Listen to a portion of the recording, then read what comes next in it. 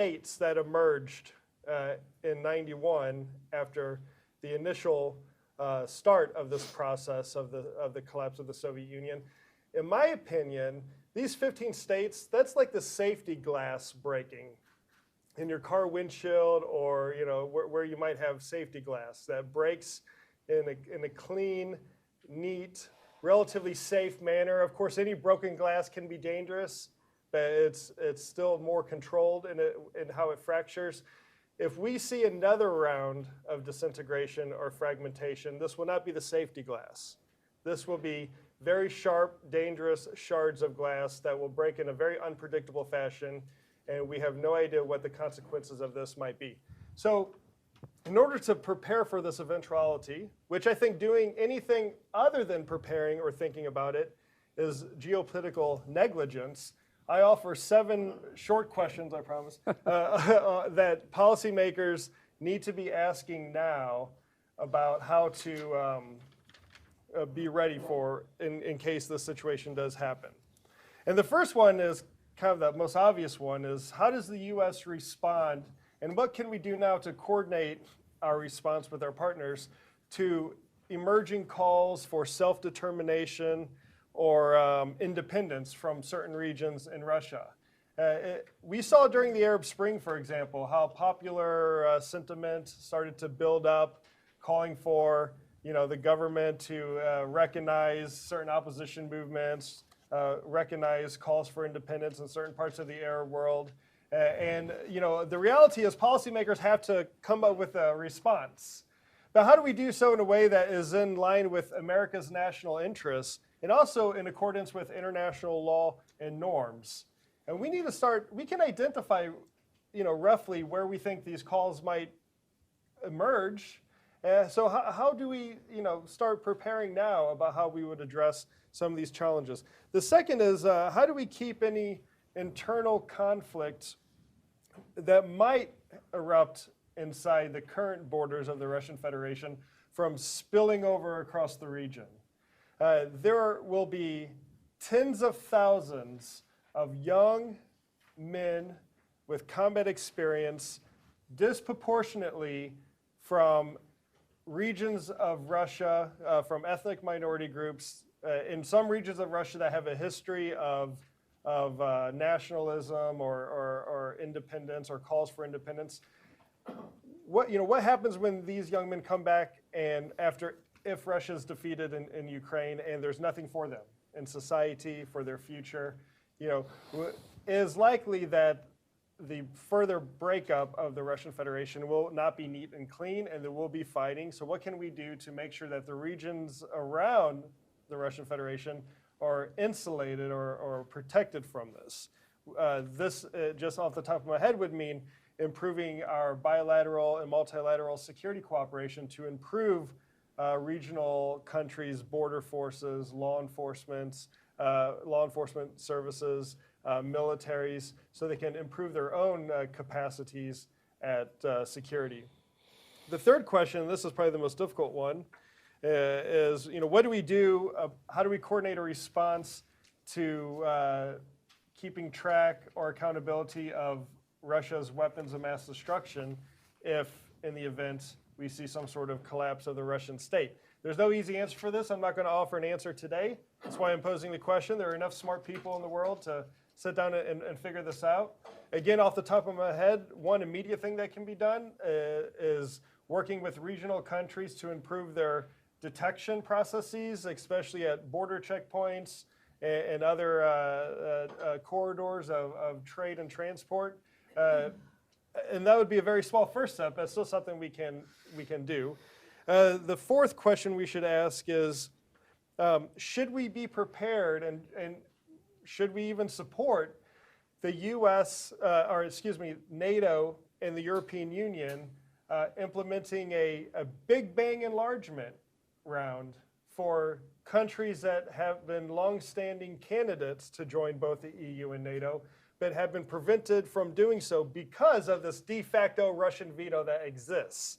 We say that Russia doesn't have a veto on NATO enlargement, Russia doesn't have a veto on EU membership, but it does. And they've perfected, the Russians have perfected the perfect formula to keep countries out of these Euro-Atlantic institutions. Georgia's a great example. They invade, and then they partially occupy it. And then they know that the countries of the EU or NATO don't want to deal with the headache of bringing in a new country that's partially occupied by the Russian military.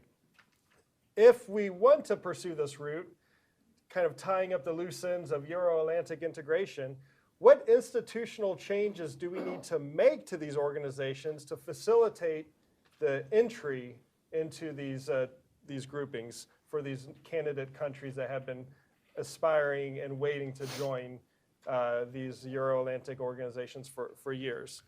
The fifth question we need to be asking is, how can the U.S. and its partners coordinate with the international community much needed relief and reconstruction efforts in regions that were occupied by Russia, whether this is Shkin Valley or Abkhazia and Georgia, Transnistria, Luhansk, Donetsk, Crimea, other regions of Ukraine. These regions will need special attention if they're no longer under Russia's control. What's the best, and it's in our interest to ensure that there's stability and prosperity brought to these regions. How should we think about this today? For example, could the 3Cs initiative play a role in reconstruction or economic assistance efforts in a liberated Abkhazia or a liberated Crimea or Transnistria, because this is within the geographical scope of the 3Cs initiative.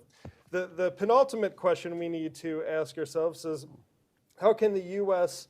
coordinate and prepare for an international or regional response to tying up loose ends on Russia's borders with neighboring states that they have no agreed state boundary?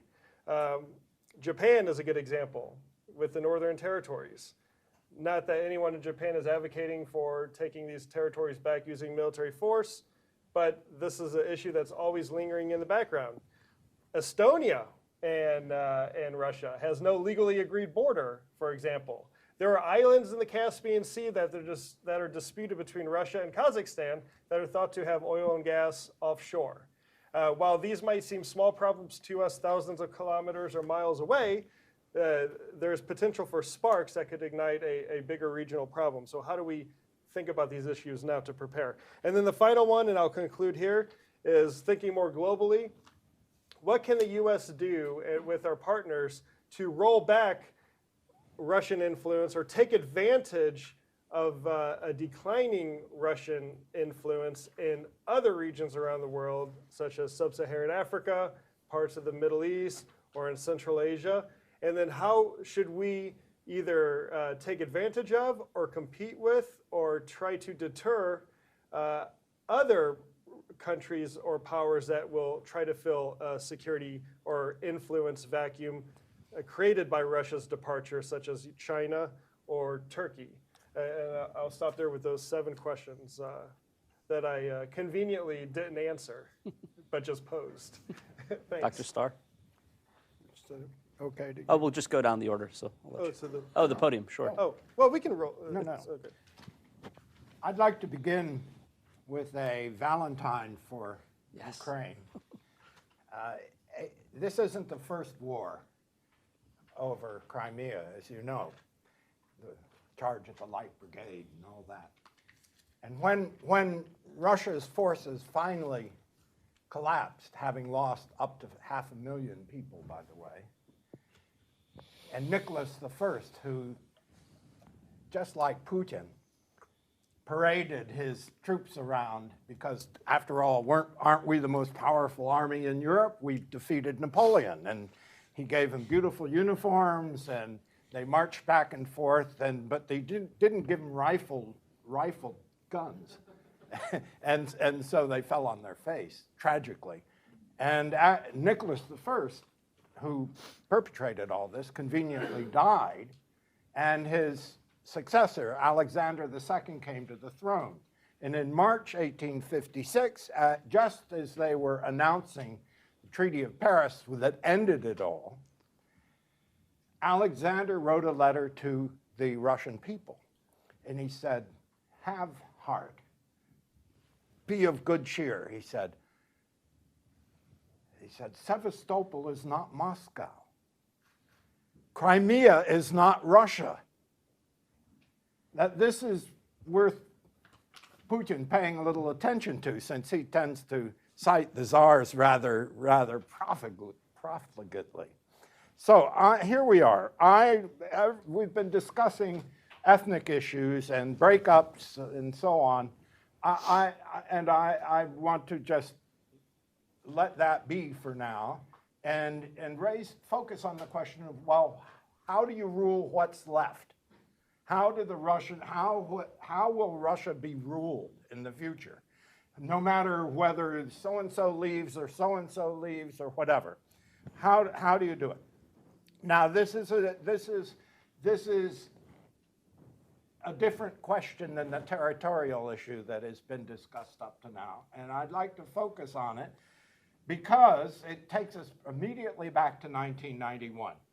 There was an absolute consensus in the US government, and my dear friend Paul Goebel would confirm this, that what is needed in a successor state, whether it's we reach it in an evolutionary or revolutionary process, what is needed is a strong state. A strong state. Why? Because only a strong, powerful state can control a nuclear arsenal. That was absolutely the thinking of Bob Gates, Condi Rice. This was they wanted a strong and centralized state.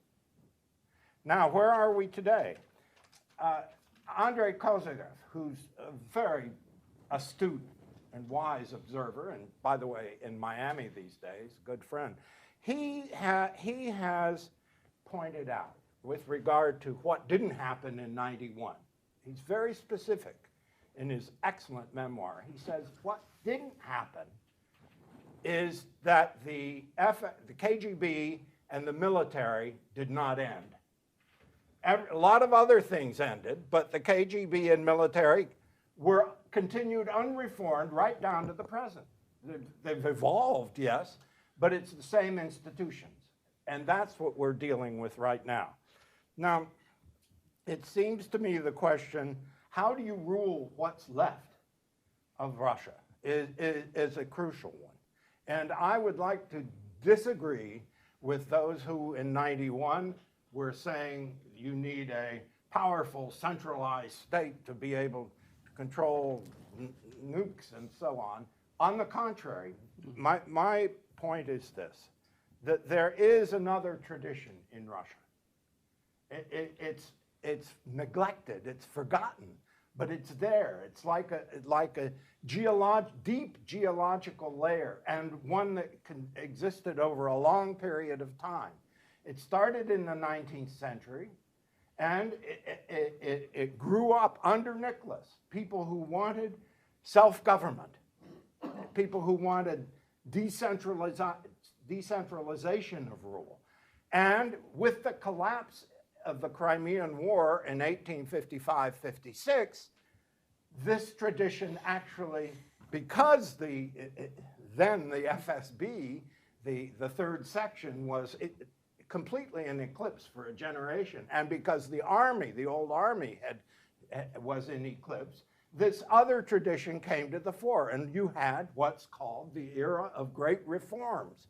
And what did these great reforms consist of? This is worth paying attention to because this is reality, and this is reality known to educated Russians.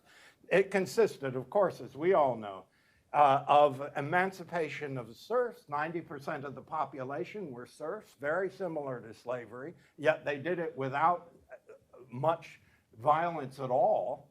They totally reformed the military, made a modern military, which had never existed before, no longer 25 years service and this stuff. Then they reformed the legal system, totally new court system. Then they reformed local government on the basis of two noble principles, decentralization and self-government. This is what was done after the collapse. So give them credit that Russians are quite capable of thinking, if you will, out of the present box. Now, let me just say about the local government, because this is the key to our talk here. What they created was administrative decentralization. They gave power to elected governors and to elective officials at the local level. Or even if when they were appointed, they still had to interact with local councils called zemstvos. These were elective bodies. Leo Tolstoy, Chekhov, they worked gladly as part of these elective local self-government bodies that were created in the wake of the Crimean disaster. This was a huge success, this operation, the zemstvos, local self-government. Now,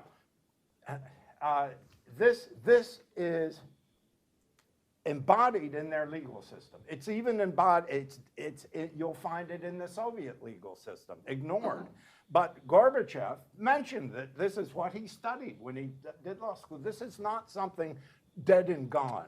It is a stratum of Russian intellectual and political administrative life that is alive and well, and Putin, interestingly, has absolutely supported it in a most bizarre way.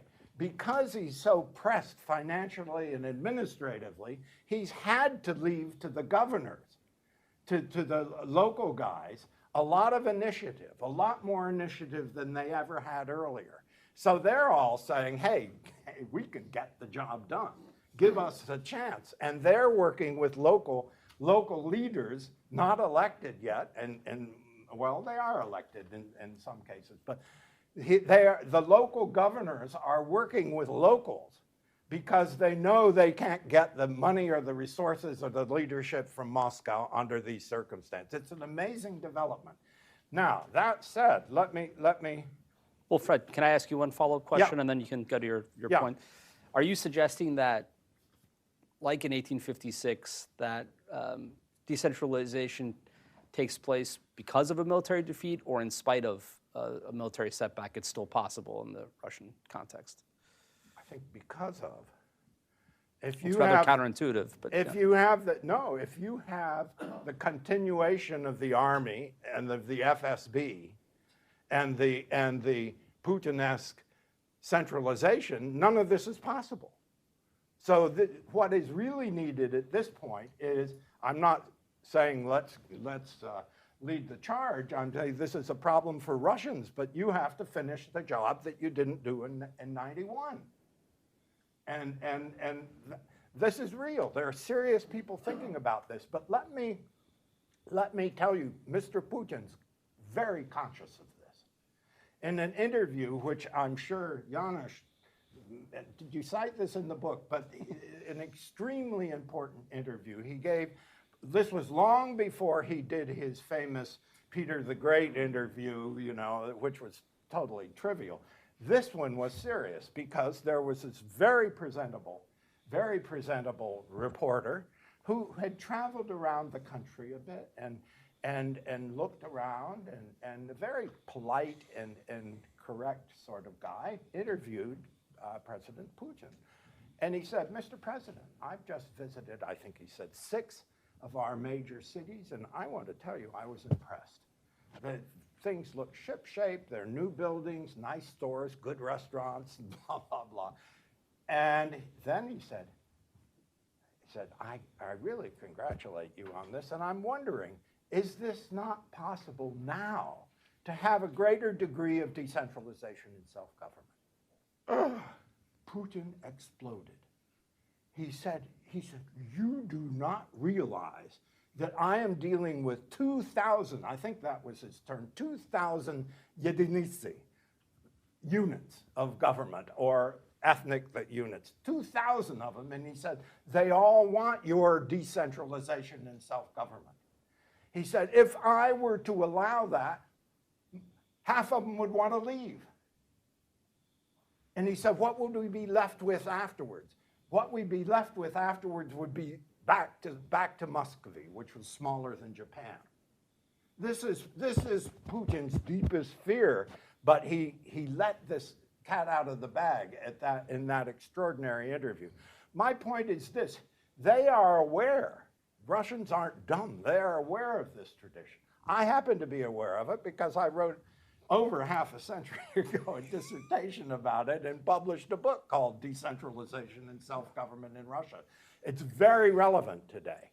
And it seems to me that we're not talking, this isn't democracy in a narrow sense. Yes, it's elective councils, it's elective governorships. Remember, Putin, one of his first actions was to make appointed governors again, not elective governors, which Yeltsin had allowed.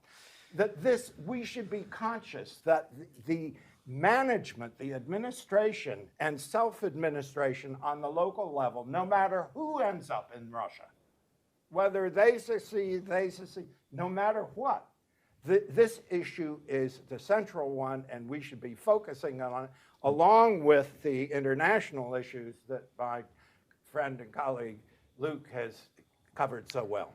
Thank you, sir. Mr. Ambassador. Thank you. First of all, thank you very much for having this conference.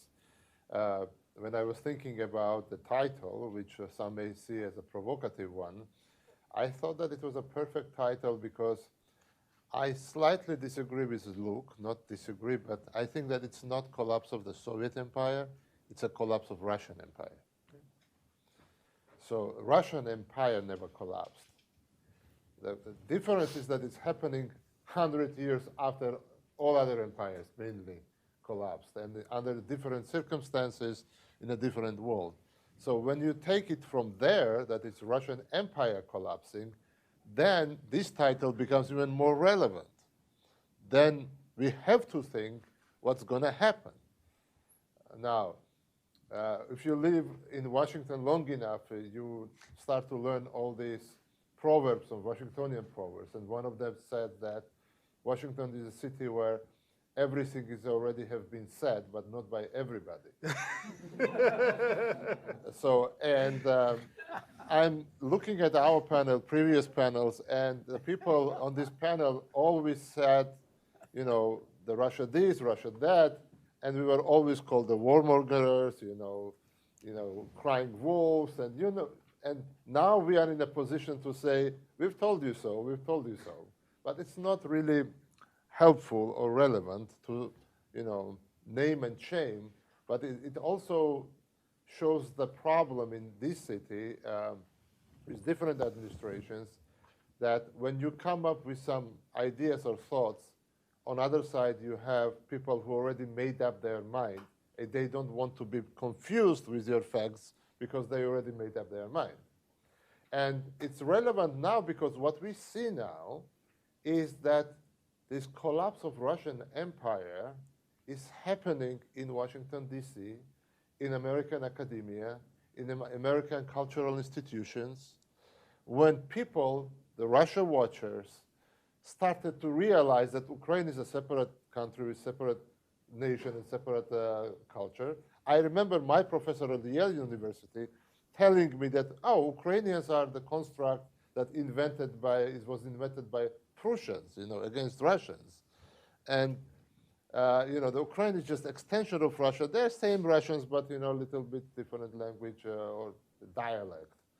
So when I read today that Metropolitan Museum is calling a number of artists, not the Russian artists, but Ukrainian artists, and, you have more Ukrainian studies or more Georgian studies or whatever emerging as a separate units American academia, and with those who were, Russophiles in Washington became the Ukrainophiles suddenly, or hopefully, then this collapse of Russian Empire is happening here. Yeah. And it's very important, I think. Now, what will happen to that collapse? I'm not that naive to think that Russian Federation will collapse as a result of losing the Ukraine. And there are a number of reasons for that.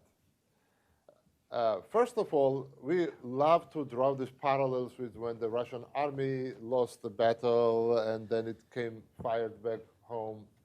Let's take a closer look what is happening in Ukraine. This war was planned and instigated and led not by Russian army, but by FSB, which is not a Department of Defense or Ministry of Defense. So if you listen to Russian internal dialogue, the military said, what do you want from us?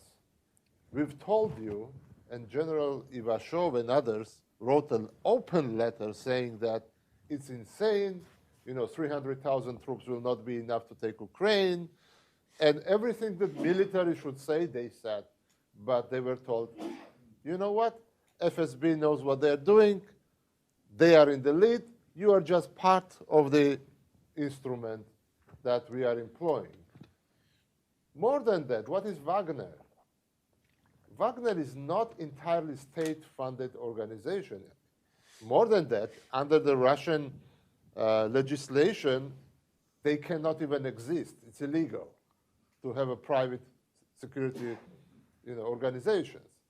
It is largely self-funding institution that makes money in Mali, in other parts of Africa, exploiting the gold mines, whatever mines. And the beauty of Wagner, beauty in parentheses, was that Russian state just had to give them nod, green light, and tanks and aviation and artillery that they had in abundance in their warehouses. So you have FSB-led operation blended with Wagner non-state actor and supposed to be led by the militaries who were from the beginning say that we are not prepared, it's not enough, and etc. And that kind of hybrid approach makes the military not to take all the blame. So that's why I think that what's going to happen in Russian Federation after they will lose war in Ukraine, that military will take power. You will have junta. Some kind of blending with FSB, but that's what they're going to end up with. Because they will not take responsibility for the failure. They will finger point to others and say, we were telling you so. You never gave us a proper equipment. You never gave us a proper funding. You never gave us a proper mobilization, and et cetera, and et cetera. So they will find the ways to justify it. And more importantly, if you listen to Russian elite and their discussion, it's very, very interesting. What they say that Ukraine was a trap, that Putin stepped in, and trap was created by, they give the name, but by CIA. Sorry, by? CIA. Especially the head of the CIA, who happened to be a... Yeah, They so said they would win in 3 days. exactly, Naturally. exactly. Just that the same Kabul would hold out for 2 years.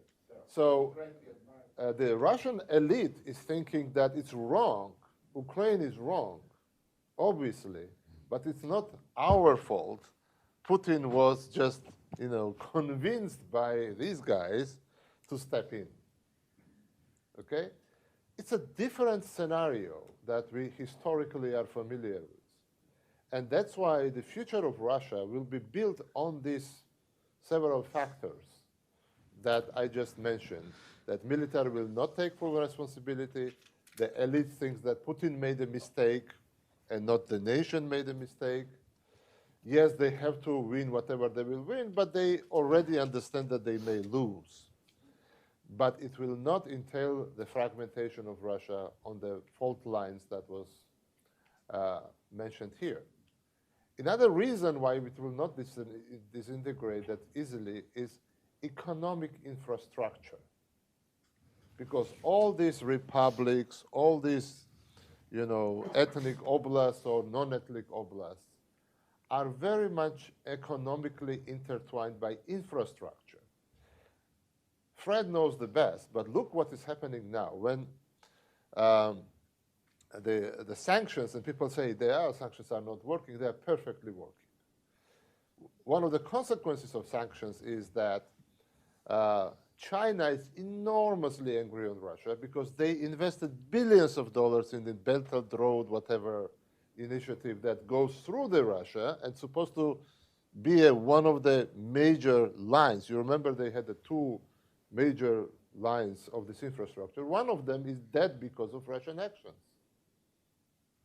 So what the Russians are doing, and Chinese invested a lot of money in that, what the Russians are doing, they are trying to reverse the energy supply from Europe to China and India, and guess who are they going and asking for help? Kazakhstan, Uzbekistan, Turkmenistan, to reverse the pipelines. So a year ago, these three republics were asking Russia that had to play the Russian game to allow the transit through the Russia. Now Russia has to talk about gas union, whatever they call it. I don't know, Fred, you know better. Asking these countries to allow them to transit gas through their pipelines, but the reverse.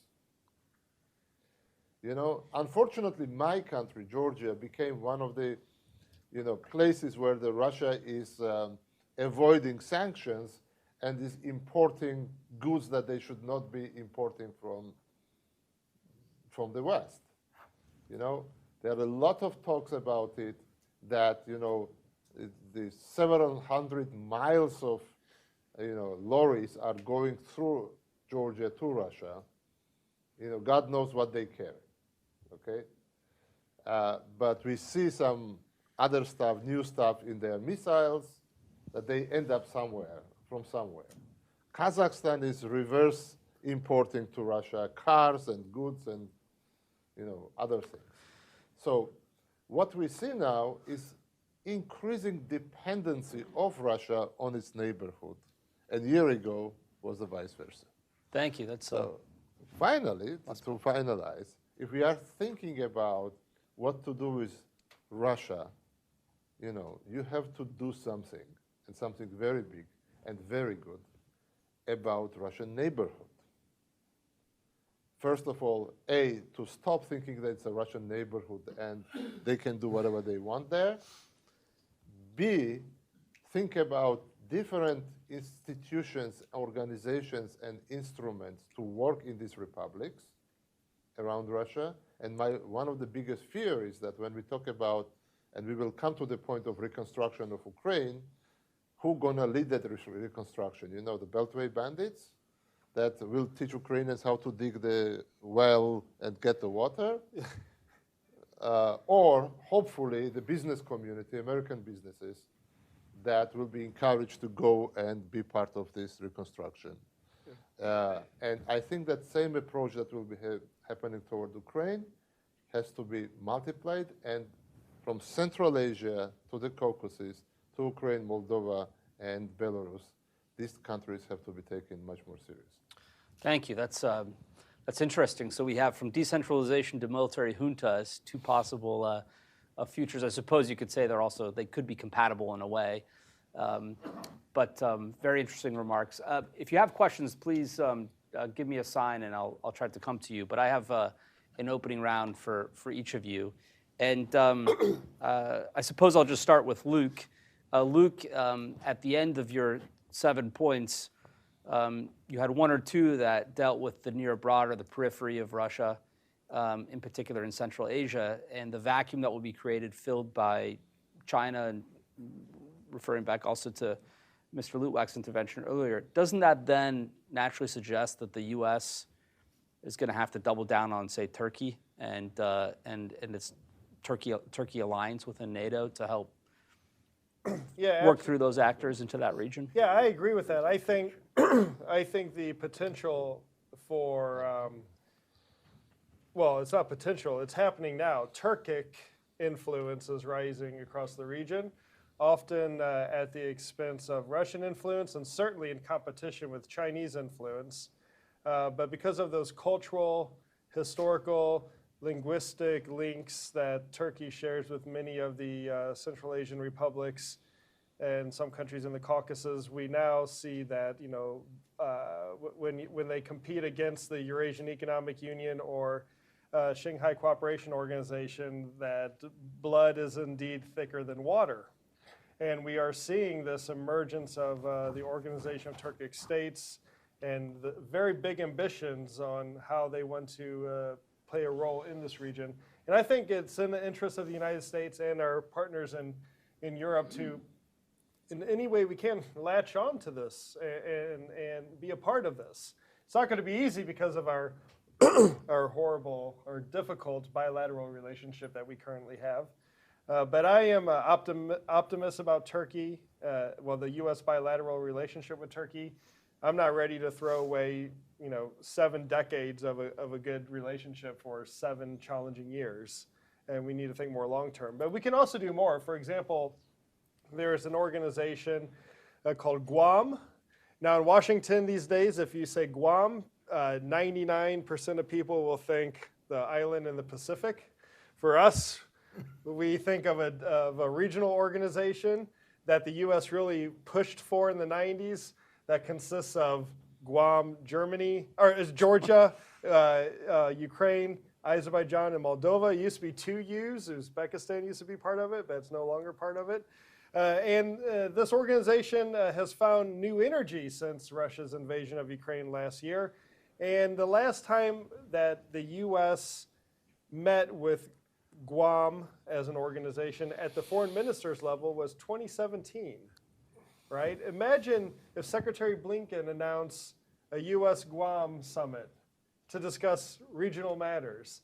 I mean, firstly, that would drive Moscow crazy. They'd be just wondering what the hell is going on. And secondly, it would like show old-fashioned, old-school diplomacy at work. The U.S. grinding and working hard at building bilateral, multilateral relations in different parts of the world to advance U.S. interests. We should be engaging with Guam and the Organization of Turkic States, among others in this region. Fred, when you were talking about the successor organizations to the KGB and so forth, I was reminded of a friend of mine who donated to me some time ago his Soviet Union era library of texts on the security services in the Soviet Union. And I said, well, how many of these are worth looking at? And he said, look, a lot of these institutions, organizations have the same DNA. They just have new names. And I think you were sort of hinting in that direction. I'm going to press you a little bit, since we're at a think tank, to talk about the implications for, say, a young foreign service officer at the State Department of this decentralized future. Does it have implications for American statecraft, how we should approach Russia, how we should approach the region? What are some pieces of kernels of wisdom that you would give to our policymakers? Self-government and democracy are intimately related. I'm not going to try to define them against each other, but we will do much better if we talk more about self-government and more about decentralization and less about democracy. That's absolutely a simple matter. And second, in spite of all the good intentions of American busybodies with foundation support after '91, we did as much harm as good in that everything looked like an American project. Let Russians sort this out. They have a new generation, very talented young men and women, several new generations who haven't been part of the game. They're going to be. I agree that it's likely that in the short term, the military is going to be in the driver's seat, but only in the short term. Shoigu and Gerasimov, these guys, plus all the local recruiting and so on, are giving the military also a very bad name. I think we want to wait. After they're out of there, you'll see a new crowd come in, a completely new crowd. And I think this idea of betting on a new generation is what we're talking about. Finally, with regard to the young foreign service officer, I'd refuse an appointment to anywhere in Central Asia or the Caucasus at this point. Why? not one American president has seen fit to visit. The Boeing Corporation, I happened to be wearing one of their neckties because I was in Seattle the other week. Boeing Corporation has built wonderful planes that sold all over the region. There is a counter move now in favor of Airbus. Why? Not because of anything American manufacturers, Boeing, have done, but rather because the leaders are saying, the presidents are saying, well, what the hell?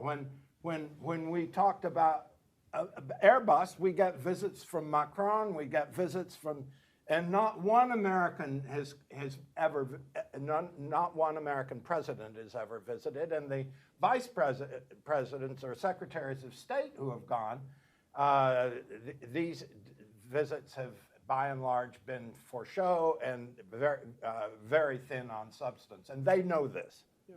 So don't even talk about re-engaging on a regional basis without transforming what is a negligent relationship with Central Asia and the Caucasus and Moldova and Ukraine.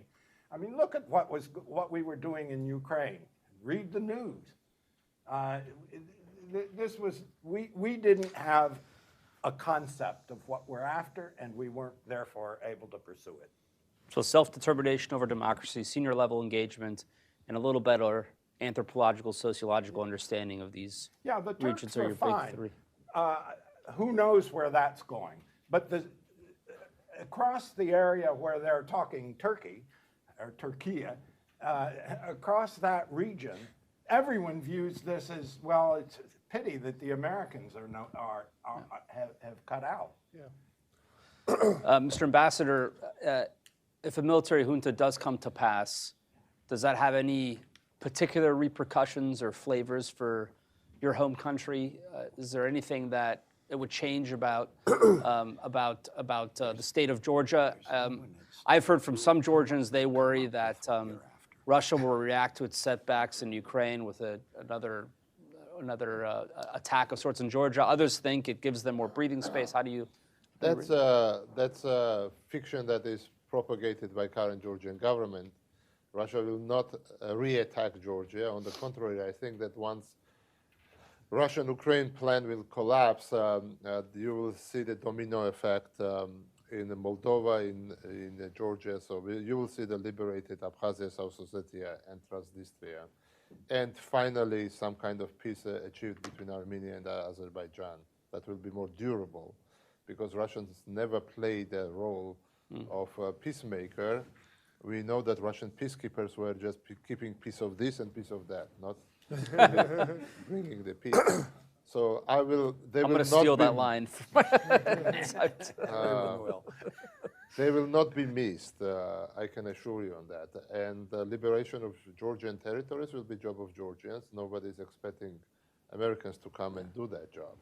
Now, as for the Russian military junta, in the end of the day, it will be about money. It always have been about money, resources, controlling resources, and that's what they will be busy doing, reshuffling these resources. And everybody else, like Kadyrov or Prigozhin or whoever will be there, will be fighting for resources, regional governments. But don't forget that when talking about China, it's their next big thing. Their next war will be with China, Russia and China, because Siberia, as we speak now, there are millions of Chinese living in Siberia, legally or illegally. They have businesses there. Big part of Siberia is driving the right side steering wheel cars, not as the rest of Russia. You know, inside the Russian Federation, you already have a fragmentation. I mean, Russian constitution is not fully enforceable in Chechnya, for example, or in other places. So you already have this eclectic Russia. You always had, these factors are there, but they still are together because of money, resources. So the junta will be the only institution that will be able to preserve Russian unity in current forms. It will make enormously happy American and European militaries, because they will have a telephone number to call in case of military crisis. I mean, these are the realities, okay? Yes, democracy promotion groups will be very disappointed. So-called good Russians outside of Russia will be very disappointed. Democracy promotions will be very disappointed. But the realities will be that you know, nobody really outside of Russia, besides some smaller group of people, who wants Russian disintegration. If federalization, yes, but you know, you have a Kaliningrad surrounded by the perfectly democratic states. Do you see any movement of People's Republic of Kaliningrad or Baltic Republic of Kaliningrad happening anytime soon? Fred, I saw you shaking your head. If you want a quick 1-minute rebuttal, then we'll see if there are any audience questions. Not rebuttal, but perhaps enriching take on it. I think the military, the possibility of a transitional military role is very great. Can't be excluded, at least. But it's inconceivable that a military that can't get its act together in terms of management in a war can somehow magically manage a country.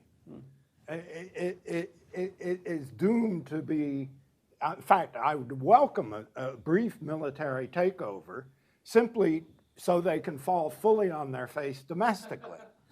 I think that's the most likely thing to happen, at which point, do not forget this whole administrative structure, which is made up of guys who are nominally Putinists and near Putinists. They're not happy campers these days because they're being told to do all sorts of stuff and to raise the money to do it yourself because we don't have it. These are the people, these are the kind of people who will link up with the self-government people, those who want elective councils and so on, elective governors. That link up will very likely happen. And why do I say very likely? It's happened before. The military point is a brief and a transitional phase. I agree with you. Can I comment on last week's takeover of the Kazan government by Putin? Last week. Maybe wait for a microphone. Last week, the president of Tatarstan was de facto demoted last week. And there was the reassertion of central control in Tatarstan. It's not exactly what Not happened. exactly, so specific. So it's not exactly what happened. They were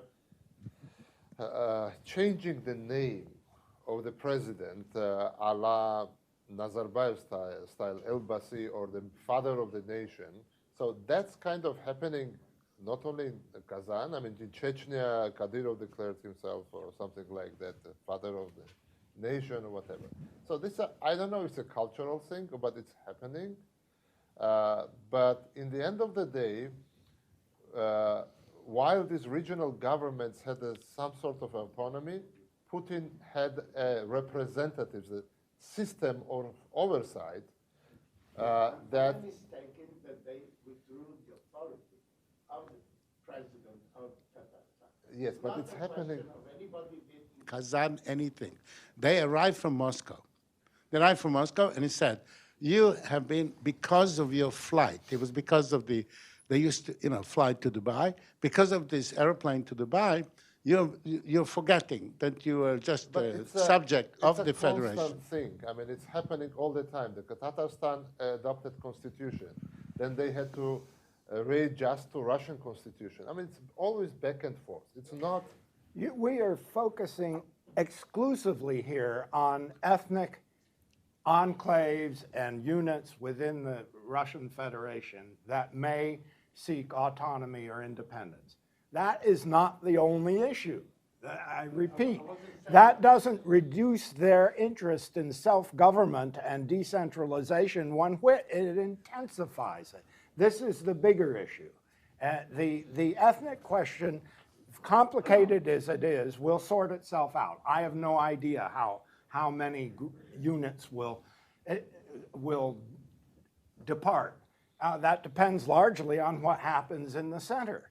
But no matter what happens, there will be these demands for self-government and decentralization. And I think those are the key to the whole future. All right, we'll go to Hillel and then the lady in the front. And I'm afraid after that, we're going to have to take those questions. And any other questions, I'm sure panelists will be happy to take them up front after the end of the program. Hillel? Hillel Fracken of the Hudson Institute. My question, it's connected with what Fred just said, but I'm really very puzzled at the picture that's been painted of what the future is. This panel describes something of a fairly orderly transition, whereby the military would take over. Putin even might go along with this and claim he would be shocked that the FSB had done terrible things and lured him into this war and survive in some way. On the other hand, the morning panel was, or the earlier panel, I should say, was of groups chomping at the bit to get out of this thing, having teed up for years to do this. How do those two things go together, or are they just simply incompatible and there will be some kind of conflict between a sort of military junta and various ethnic groups trying to get out? Well, I think Luke used the analogy of clean fiberglass versus shattered shards from the Soviet breakup to today. So I'm sure he would probably think it's going to be a little bit messier, perhaps. But again, we're not all three having the same position on everything. Yes. Well, let's just take them together, and then we can answer. Yep. Thank you very much. My name is Sasha. I'm with the Center for European Policy Analysis. I have two questions. My first is, I know we were talking about, what's going to happen in the states around Russia's periphery, and how are we going to, manage relations with those countries after the potential dissolution of Russia. So my question is, what should the U.S., the EU, the West be doing to build trust with those countries in the coming years to prepare for that eventuality? My second question is, and I know Fred Starr had mentioned emphasizing determination over democracy and high-level visits to Central Asia and the Caucasus, but I'm curious if there are other direct actions that the U.S. and the West should be taking. My second question is, I would be curious to hear your thoughts on, how the West should be engaging with the Russian diaspora. There's been a lot of reports of, large numbers of Russian exiles in Kazakhstan, in Georgia, and I was just curious to hear your thoughts on, if that might be an element of the strategy of dealing with Russia after its dissolution. Thank you. Thanks. Who would like to take? Fred, you can begin with any of those three questions that you'd like. I pass for now. All right, Mr. Ambassador. I'll try to just tell you that Fred's points are very valid, because in Russia you have these multiple levels. You have ethnic republics, which also differ very much. You have Chechnya that wanted the full independence. You have Tatarstan that is kind of semi there. And then you have others that don't even think about those things. I mean, they don't have a leadership or structures or means. And more than that, for some of those republics, I just don't want to go into naming and shaming, the only thing that male can do is to go and join military, because there is nothing else for them to do there. And that's why you have a very high number of casualties, because these guys, I mean, either they have to become criminals or go become a military. Just a very quick comment on this. I think a key question, I think a lot of us are suspecting that the military is likely to fill a vacuum, however things unfold in Ukraine, that the military at some point, and if there's a crisis in the Kremlin, the military is likely to try to fill the vacuum. If that happens, it would seem to me entirely possible that it would intensify the demand for secession, because they're not good at managing what needs to be managed on a local level.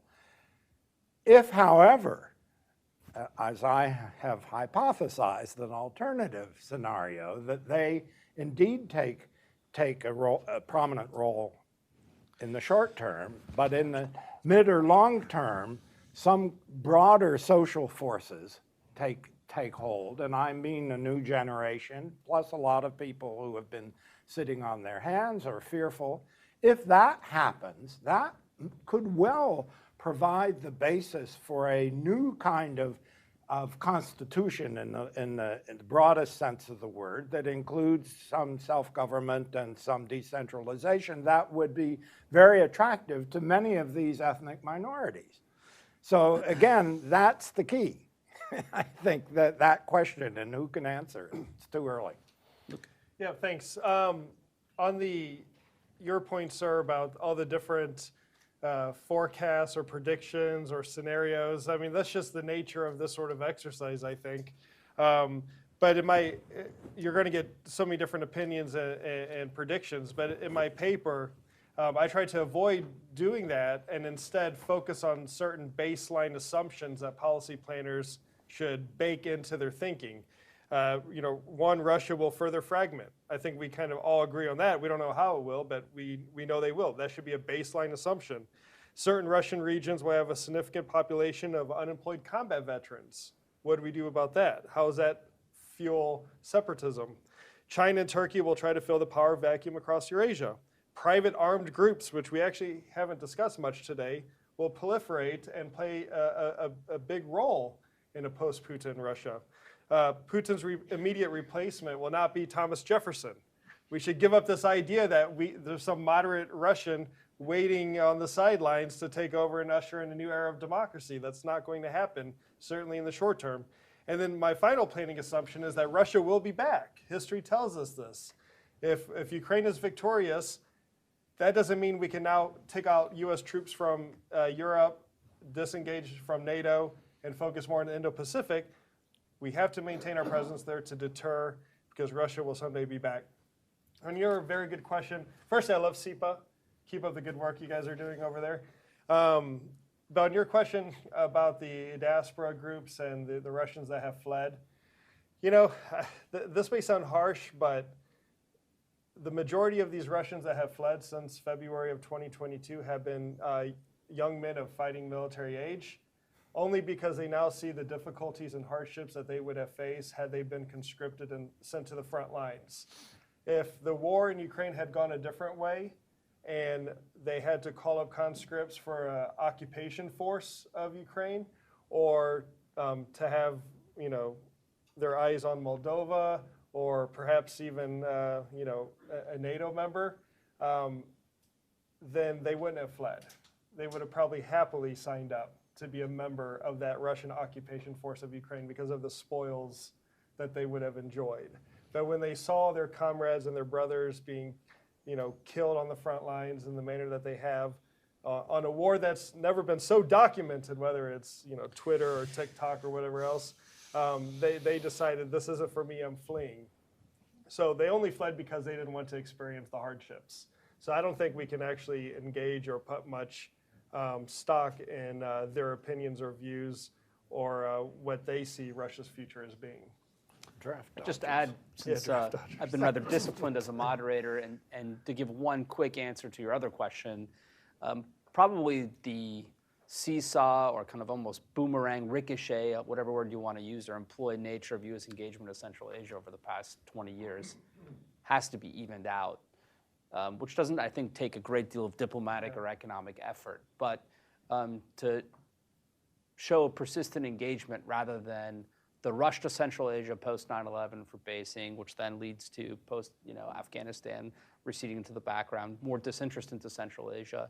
Now some awareness of it, but still no presidential visit. There's a section in Luke's paper, if I remember correctly, that documents cabinet level visits, which have also been lagging over the years. Secretaries of State, Secretary of Defenses haven't traveled there in quite some time. 4 years. No U.S. ambassador in Rome. So this is not unique to the area. This has been a withdrawal from American engagement. Yeah. But is Rome problematic for America? I don't think so. In Tokyo, the US is a zero. Yeah. In Rome, it's a zero. You can afford it. And- You have a military. I'll just add something what the Europe or the Americas together should do. What specifically they should do, I will avoid that thing, but I will show you the area where nothing is done. 350 million people speak Russian, including in this country, worldwide. Russians were given the full, hand to broadcast whatever they were broadcasting to this so-called Russian world, Ruski Mir, poisoning their minds. One Voice of America will not change it. One Rain TV will not change it. But something has to be done in media to address this issue, because there are people in Central Asia who speak in Russian, in the Caucasus, in Australia, in America, in Brighton Beach, and they were all brainwashed by the Putin's propaganda. Well, go ahead, one final word. What we're dealing with, on one level, it's a series of To start a whole separate, fundamental, and serious questions. And these are real analytic problems. On the other level, we're dealing with big concepts that we rarely frame. I mean, use of language, for example. Isn't it interesting? The Russians don't have a draft. According to the American press, they have mobilization. Well, the people who show up in Georgia or wherever, in Kazakhstan, aren't draft dodgers. They're people avoiding mobilization. Yeah. And to take it closer to home, the term Eurasia, which is a term coined and developed by Russian chauvinists, is used in many distinguished halls. Yeah. I didn't, excuse me, I didn't say it. But my point is that at a very serious level, we have to pull back and ask, what about the categories we're using? And I've tried to do that with the case of democracy, which I obviously support, but that a more useful approach is to emphasize that decentralized governance and self-government, which is an elective principle. This conceptual level, we're also failing. All right, thank you, Fred, and thanks for everyone for joining us. It was a very rich conversation. I know sometimes these online seminars can be a bit tough to stomach. We're only still on air, but sure, rock it for the thing. And a last point, again, if you'd like a guide to Russia's rupture from Janusz, you can find it online. Luke's policy memo, you can also find it at hudson.org. Thanks so much for joining us, and see you next time.